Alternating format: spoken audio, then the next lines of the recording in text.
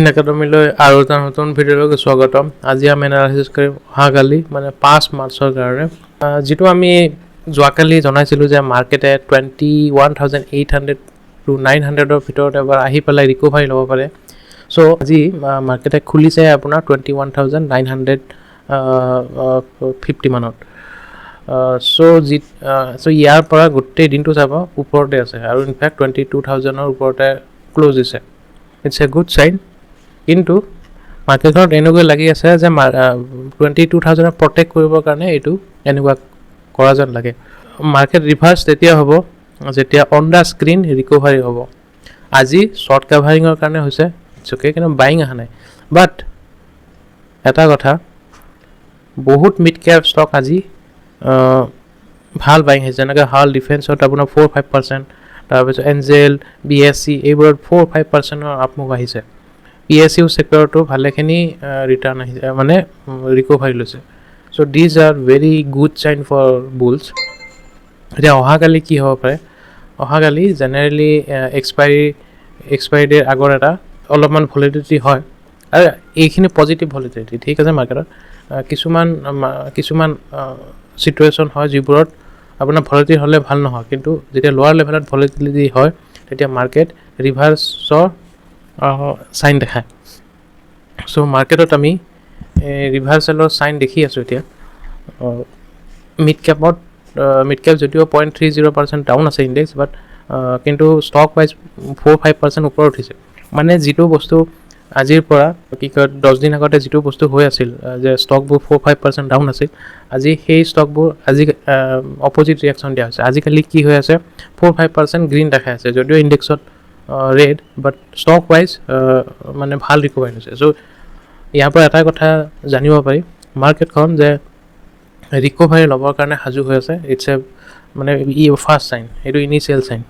আপোনাৰ ফাৰ্ষ্ট মানে যিটো ৰিভাৰ্চেল, কনফাৰ্মেশ্যন ৰিভাৰ্চেল কেতিয়া আহিব, যেতিয়া মিড কেপত আমি ইণ্ডেক্সখন 2%ৰ ডাঙৰ এটা মুভমেণ্ট যেতিয়ালৈকে নাহে তেতিয়ালৈকে আমি ক'ব নোৱাৰোঁ। But we want a 2% movement, 2 to 3% movement in mid Cape.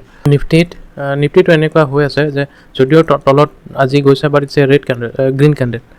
So' this is also' giving the initial sign of মানে অহাকালি কি হ'ব পাৰে, অহাকালি মাৰ্কেটে এবাৰ তলত আহিব পাৰে, ঠিক আছে। এইটো এটা যিটো আপোনাৰ আজিৰ যিটো এইটো 21,975। চ' এইটো এবাৰ টাচ কৰি পেলাই ৰিকভাৰী এটা ল'ব পাৰে।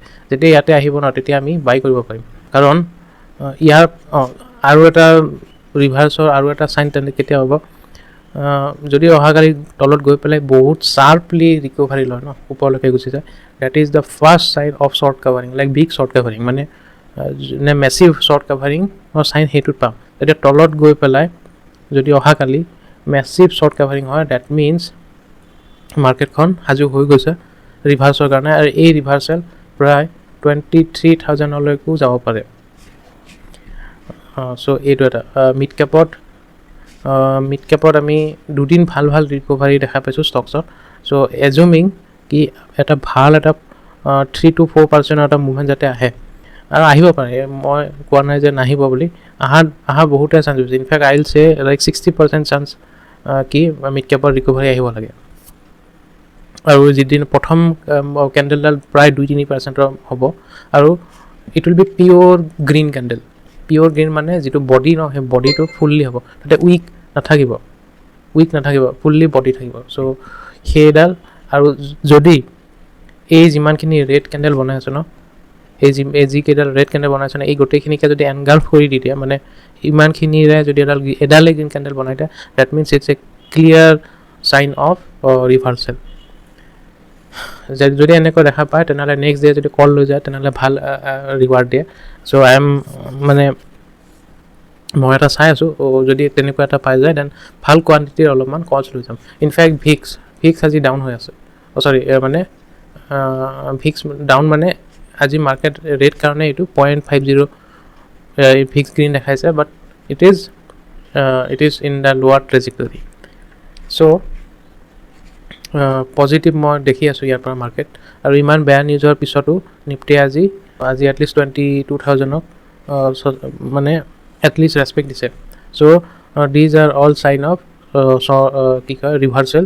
জাষ্ট চেণ্টিমেণ্টেলি ৰিভাৰ্ছ দিয়া নাই, বাট যিবোৰ মানে অন স্ক্ৰীণত যিবোৰ পজিশ্যন মানে বনোৱা গৈছে বা পজিশ্যন কাটা মেলা যিবোৰ হৈ আছে ন, সেইবোৰে এইটো দেখাই আছে যে এটলিষ্ট বিয়াৰিছ ট্ৰেণ্ডটো এতিয়া ৰিভাৰ্চেল হ'বৰ কাৰণে ৰখি আছে। চেণ্টিমেণ্ট কেতিয়া চেঞ্জ হ'ব? চেণ্টিমেণ্ট তেতিয়া চেঞ্জ হ'ব যেতিয়া এইটো 22,500ৰ ওপৰ যায়। তেতিয়া 22,500ৰ ওপৰ যেতিয়া যাব, তেতিয়া চেণ্টিমেণ্টেলি আমি দেখা পাম যে মাৰ্কেটখন মানে যিটো কাৰেকশ্যন আছিল সেইটো কমপ্লিট হ'ব। এইটোৰ কাৰণে টাইম লাগিব, বাট হৈও যাব পাৰে। কিন্তু এনে ইন দ্য স্ক্ৰীণ মই এতিয়া ক'ব পাৰোঁ যে ৰিভাৰ্চেল হৈ আছে মাৰ্কেটত। Thank you. আৰু কিছুমান কথা আছে, এইবোৰ স্পেচিয়েলি এটা ভিডিঅ'ত আমি বেলেগকৈ দিম, মানে ইকনমি ইনভেষ্টমেণ্ট এইবোৰৰ ওপৰত, লং টাৰ্ম ইনভেষ্টমেণ্টৰ ওপৰত। সেইবোৰ ভিডিঅ' আহি আছে। থেংক ইউ এতিয়ালৈকে।